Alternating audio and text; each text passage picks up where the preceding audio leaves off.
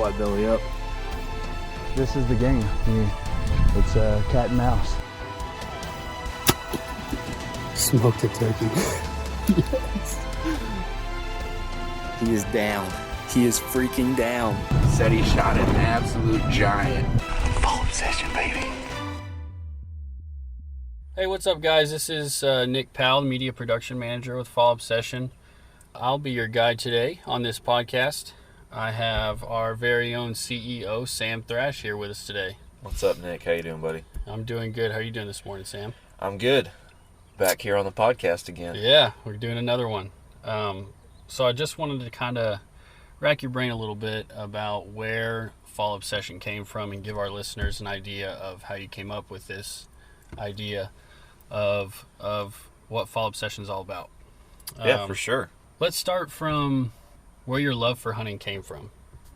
Where my love for hunting came from? Well, I owe a lot of it to my dad, because ever since I was a young kid, he's been taking me hunting with him. We had a lease down in Central Texas that we hunted on every single year. It was a good place for me to be able to learn. It was 300 something acres, and we each one of us would kill 3 or 4 deer off of there every year. So it was a good place to learn, and both from him and by trial and error.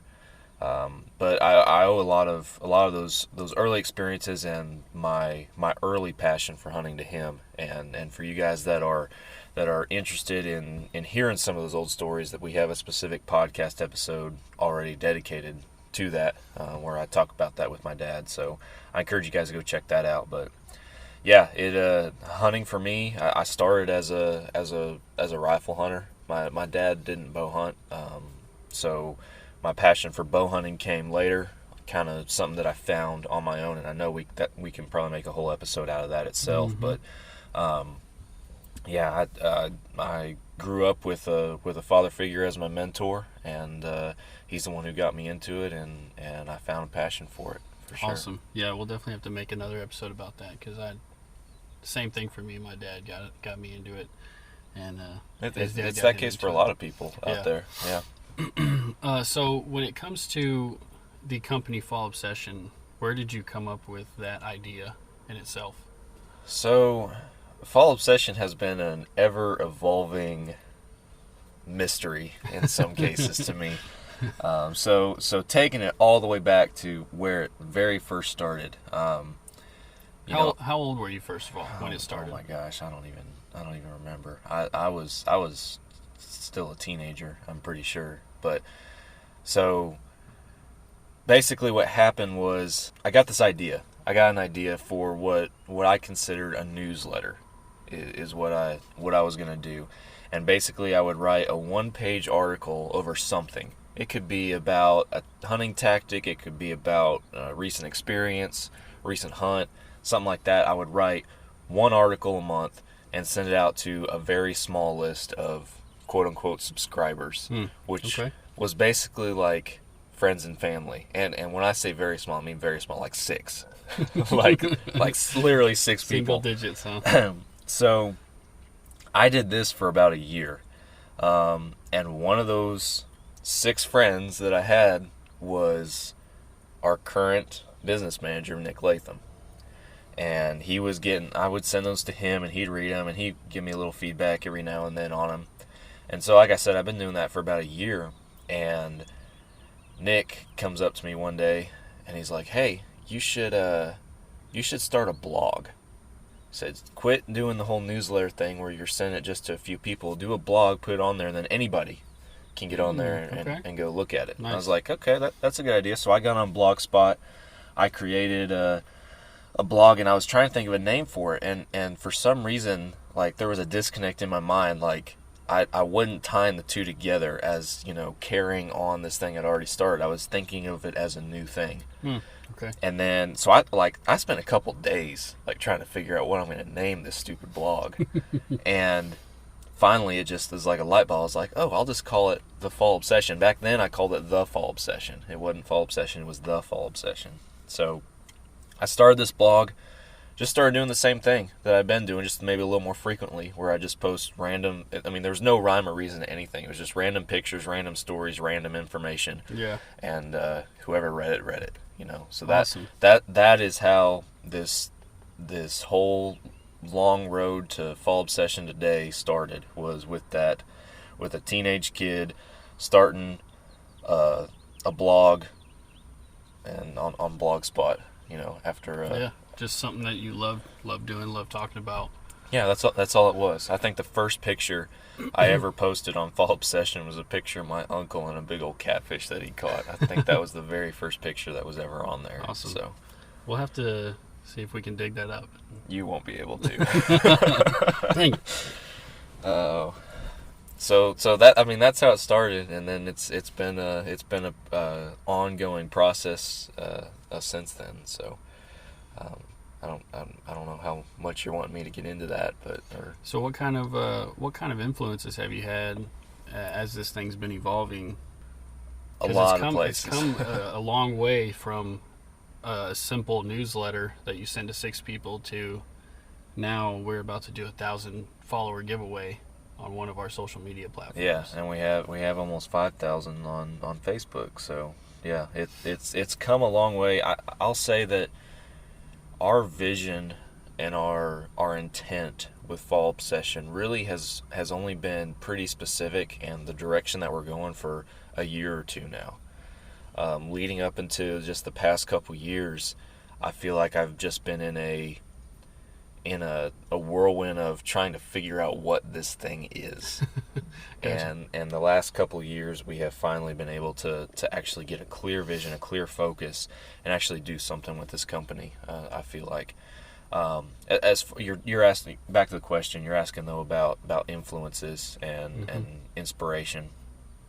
There's a lot of good content, a lot of good companies, a lot of good hunters out there over the years that I have been influenced by.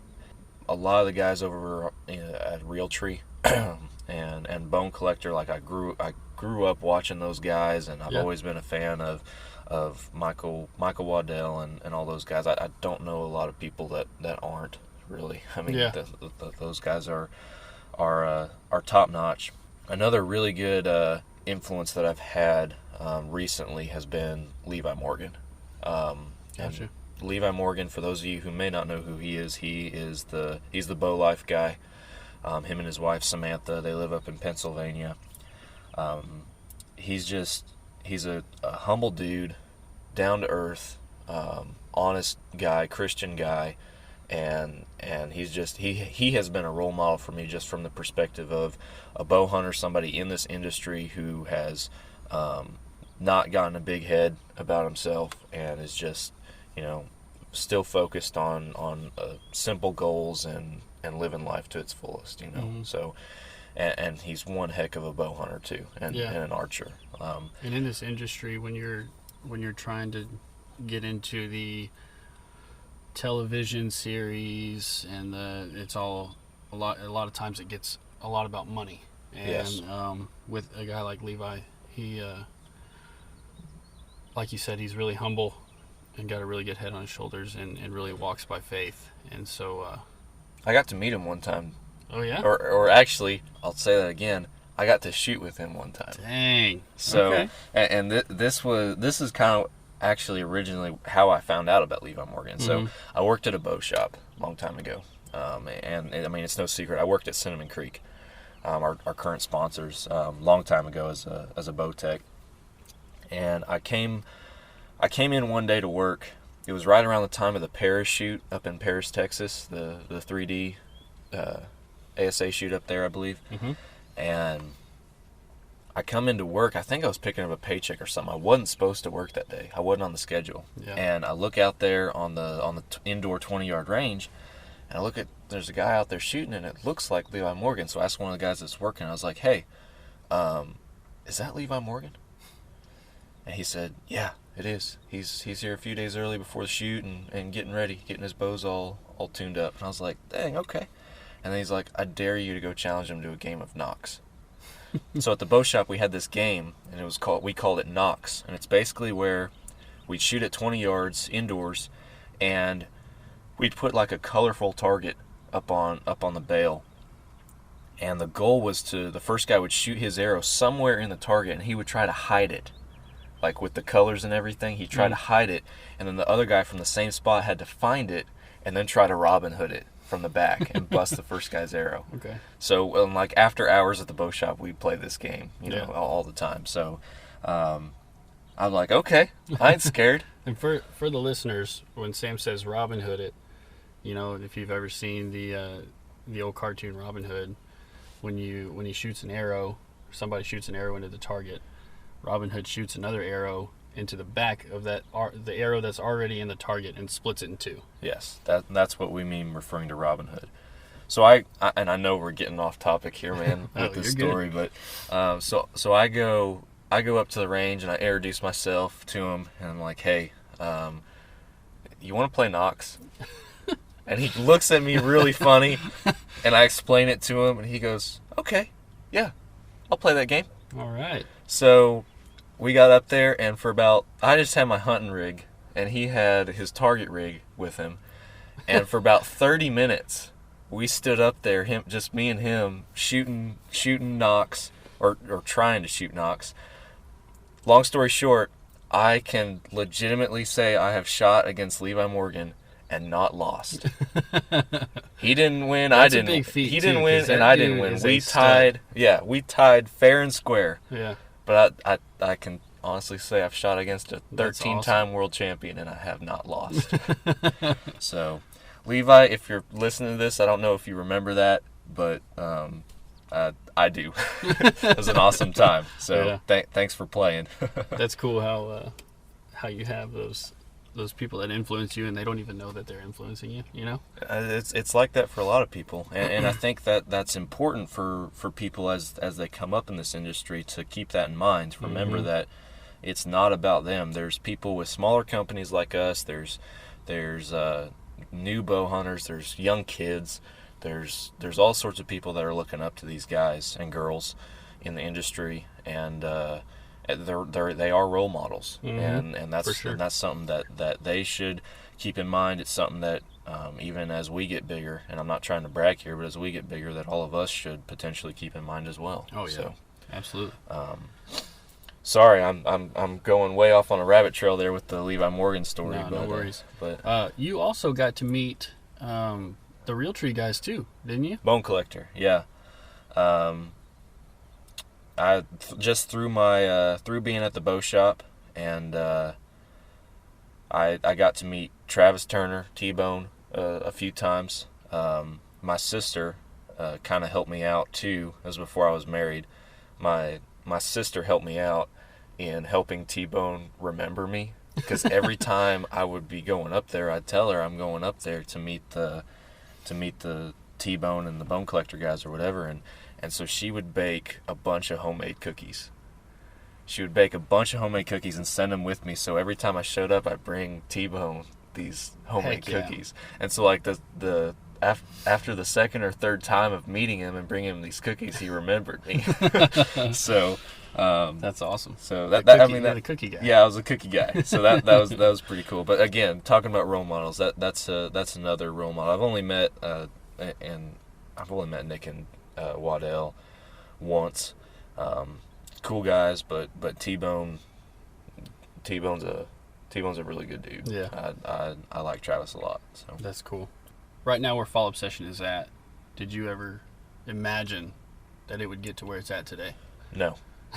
that is an honest answer. I never saw this coming. Gotcha. And who knows what's in store for us for the next 1, 2, 5 years, whatever. But if you had asked me when I started that blog, if I ever thought that we would have a media production company for hunters and outdoorsmen, and an outdoor brand promotion agency, basically, I would have never seen us here right now. Gotcha. I might have thought that we would be something different last time.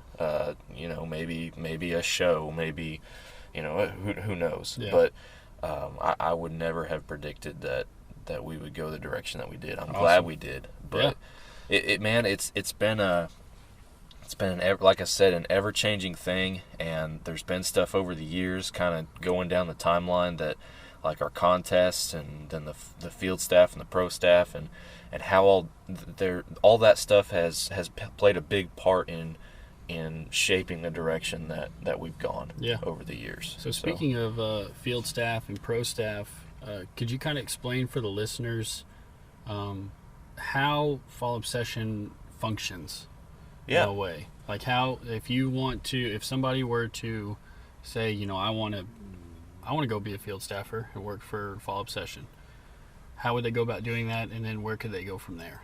Yeah. So if you're interested in joining our field staff, the first step is to go onto our website, fallobsession.com. There's a page on there for staff, and under that page, that page has all of our current pro field staffers, administrative staff on there. Mm-hmm. And then there's a button on there you can hit for staff opportunities, which then takes you to where it lays out basically everything I'm about to tell you in words.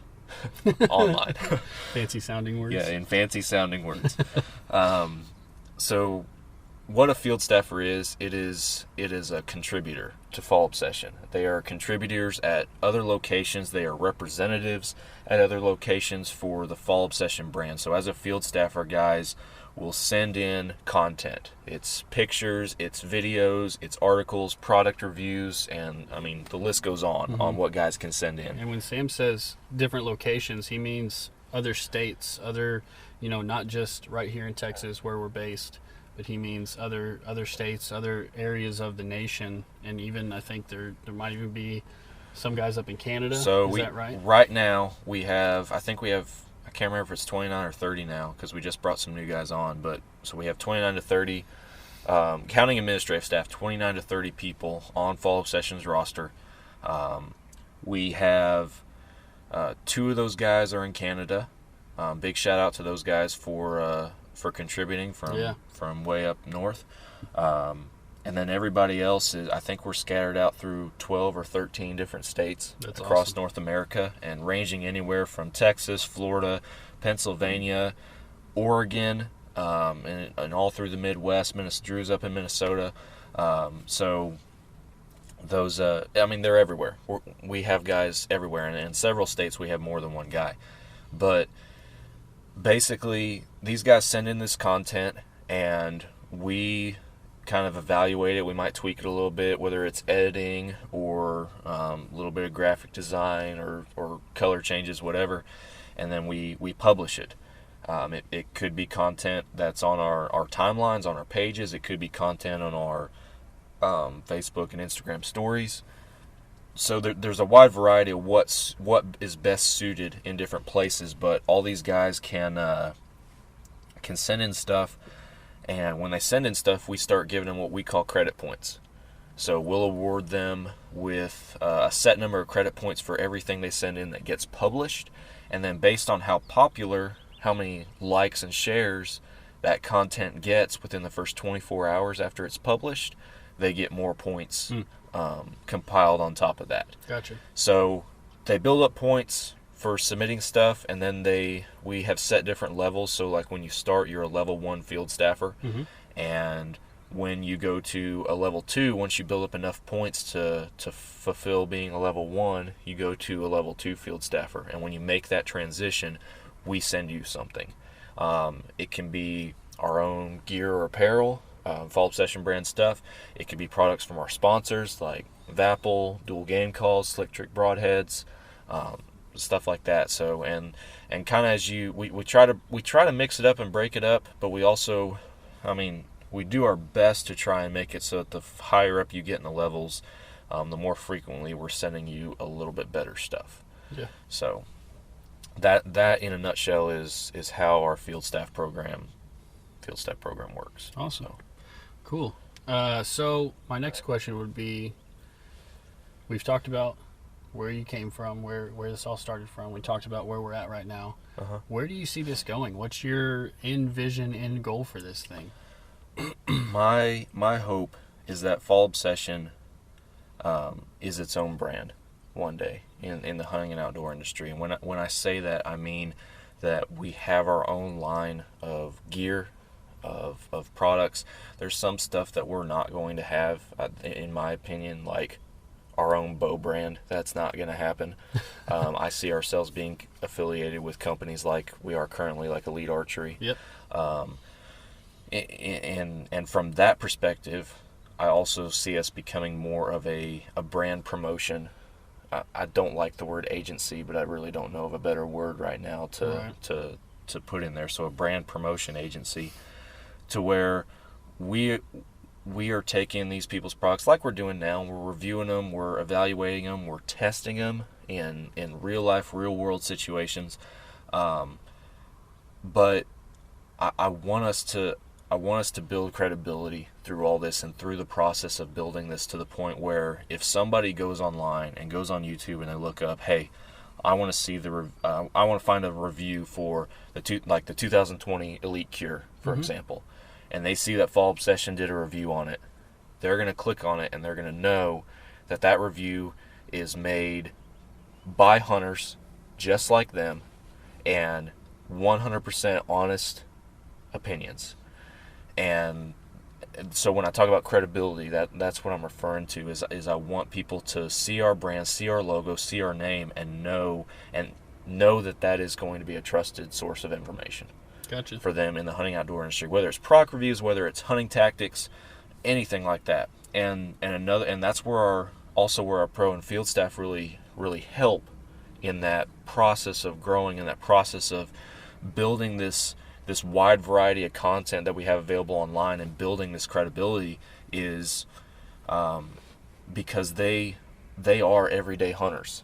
The same guys that listen to this podcast, that watch our videos, that follow us online, our guys that are on staff are just like them.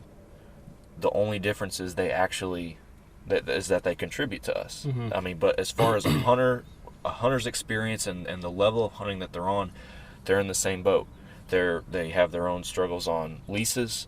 They have their own struggles hunting every year.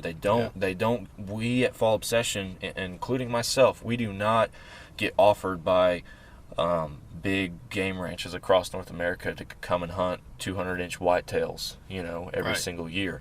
We're out there shooting 130, 140 class bucks and getting excited about it because that's who we are.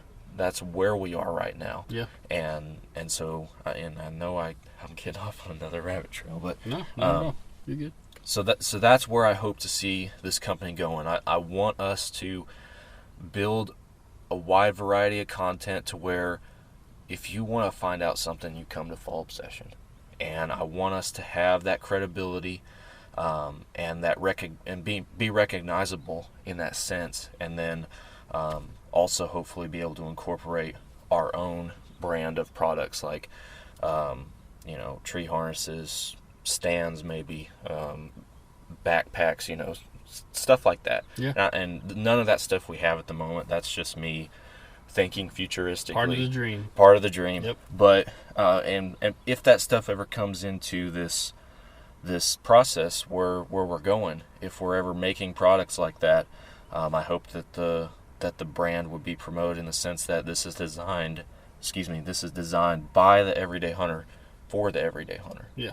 So and with that also, I would hope that there would come a level of affordability for products that we could potentially have, because you see guys go out and spending hundreds of dollars on a backpack. Yes, hunting is not a cheap hobby. And I'm not, yeah, exactly. And I'm not saying that Fall Obsession is going to make it a cheap hobby, but I've been that guy, I am that guy, that doesn't want to go out there and spend hundreds of dollars on something as simple as a hunting pack.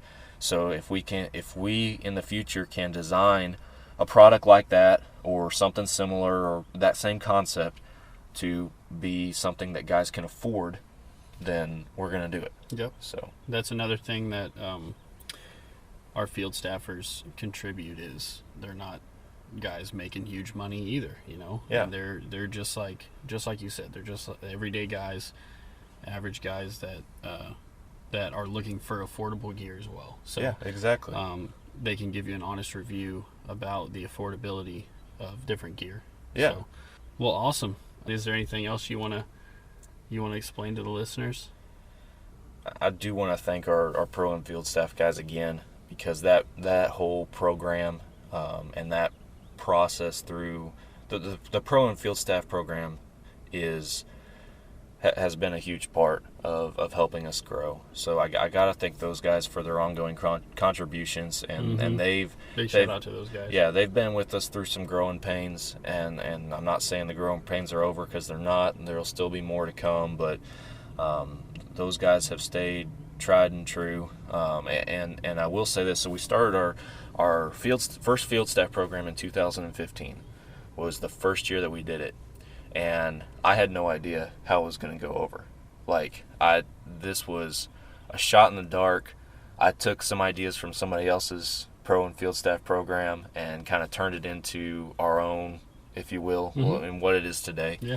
And even that's been an evolving process, but I put out the application. I was like, I don't know who's going to want to apply to join this blog as a pro and field staffer. And I had 10 people apply that first year. Of course I brought all 10 of them on board. Yeah, that's a good and turnout. I want to say that today 3 of those 10 are still with us on staff. So pro staffers Dustin Batten, Kevin Johansson, and our marketing manager Drew Tordick. That's awesome. Were part of that original 10, and my good friend Chester Barnes was one of those original 10, and he worked for us for a long time and did a lot for us as well. So those guys have stuck with us. We've had guys come and go, over the years. I mean, that's going to happen, but to now see it being 30 guys, and getting applications, we get some applications every week, and I mean, you reply back, and some people get back to you, some people don't. But like this last go around, a few weeks ago, we brought on 5 new guys all at once. That's so awesome. That's really cool to see it evolve, to see the interest peak, and to see that kind of like I said, evolve. So yeah. So how did you go about getting guys in different states? It just kind of happened.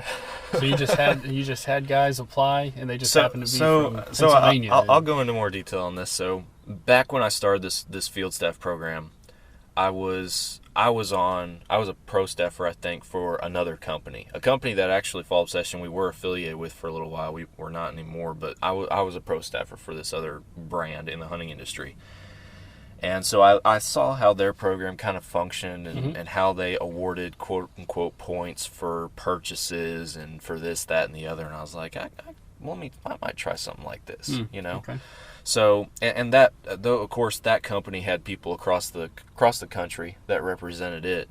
So, I mean, I never said, I'm looking for people in other states. I never said I'm looking for just local guys. I just put out there that I was looking for field staffers. And people applied. Man. So those guys in their own areas, like there's several still in our program. There's several guys that know each other. Like for example, guys in Georgia.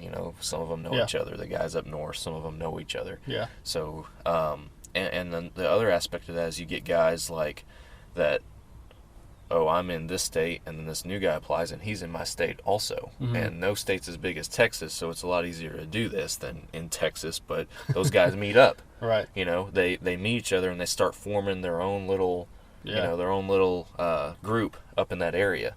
So with that, it's kind of cool that we have like these little outposts, here, there, and around, that guys are getting together and doing stuff together. I get emails and texts all the time like, hey, I'm meeting up with so-and-so, you want us to work on this or whatever. And I'm like, man, That's cool. I didn't know that y'all knew each other. That's cool.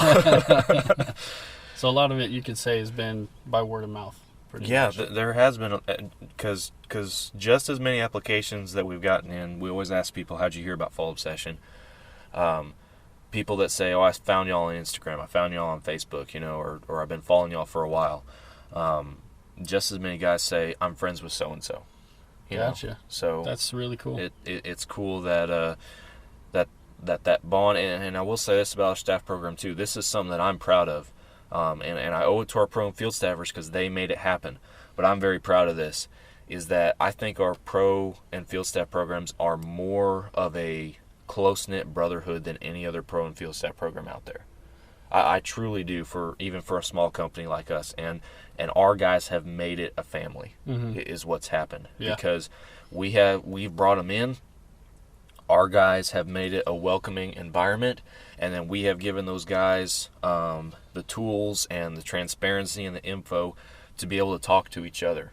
And like even with the Facebook group or stuff like that, we started doing the staff hunts last year. Yeah, I can attest to this because on the staff hunt last year. You started as a field staffer as well. I was fortunate enough to meet a couple of the guys from out of state, and the guys that do live here in Texas, and man, it was just like immediately a family. You know, like we were able to talk and joke with each other. It's funny because that first day, you know, when everybody gets to camp, you've known these, you feel like you know these guys from online for years even, but you've never met them face to face, and now you're meeting them face to face. You've been doing it for a while. So it's weird, like that first day of the staff hunt, you're trying to actually figure out people's real personality, you know, and trying to figure out people, and then by day 2, you know, already, like, it was just like, it was family. Yeah, it really absolutely was, and that was awesome about that staff hunt for me. So I can't wait for the next one for Me sure. either. It's going to be a blast. Absolutely. Well, if there's nothing else that you would like to add, we can go ahead and shut her down. Man, I appreciate you wanting to talk with me about it. I know we had kind of brainstormed this idea to talk about Fall Obsession, and you know. Yeah, we were thinking that this would be a cool way, because I've been curious too, because I've heard a little bit now and then, little pieces of the story and where Fall Obsession came from and everything, and how it started and how it's evolved over time. And I know to our followers and our listeners that they'd be curious too, and so this is a perfect way to get it out there. And that was one of our the parts of our discussion when we were coming up with this idea was, you know, we don't have anything on our website, video, article, anything talking about where this company came from. So I'm very glad that we got to sit down and do this, because this is good stuff to talk about. People, I want people to know where this company came from. I want them. The roots are important.